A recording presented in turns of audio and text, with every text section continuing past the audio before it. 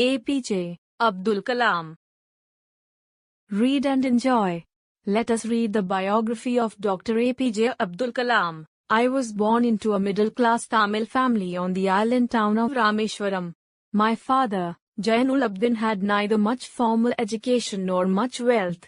Despite these disadvantages, he possessed great innate wisdom and a true generosity of spirit. He had a perfect helpmate in my mother, Ashiyamma. I do not recall the exact number of people she fed every day, but I am quite certain that far more outsiders ate with us than all the members of our own family put together. My parents were widely regarded as an ideal couple. My mother's lineage was the more distinguished, one of her forebears having been bestowed the title of Bahadur by the British. I was one of many children, a short boy with rather undistinguished looks, born to tall and handsome parents. We lived in our ancestral house, which was built in the middle of 19th century. It was a fairly large pucca house made of limestone and bricks, on the Mosque Street in Rameshwaram. My strict father used to avoid all inessential comforts and luxuries. However, all necessities were provided for, in terms of food, medicines or clothes. In fact, I would say mine was a very secure childhood, both materially and emotionally. I normally ate with my mother, sitting on the floor of the kitchen. She would place a banana leaf before me, on which she had ladled rice and aromatic sambar, a variety of sharp homemade pickles and a dollop of fresh coconut chutney. The famous Shiva temple, which made Rameshwaram so sacred to pilgrims, was about a 10-minute walk from our house. Our locality was mainly Muslim, but there were quite a few Hindu families too, living in friendly manner with their Muslim neighbors. There was a very old mosque in our locality where my father would take me for evening prayers.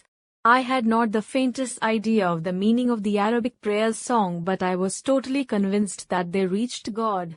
When my father came out of the mosque after the prayers, people of different religions would be sitting outside, waiting for him. Many of them offered bowls of water to my father, who would dip his fingers in them and say a prayer. This water was then carried home for invalids.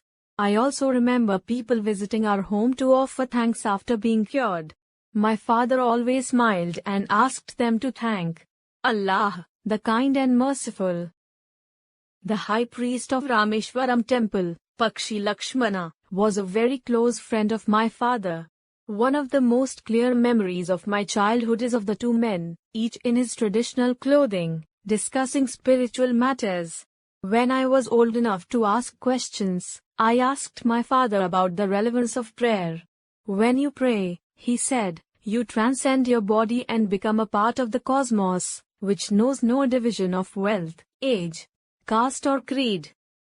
An extract from Wings of Fire, an autobiography of Dr. APJ Abdul Kalam.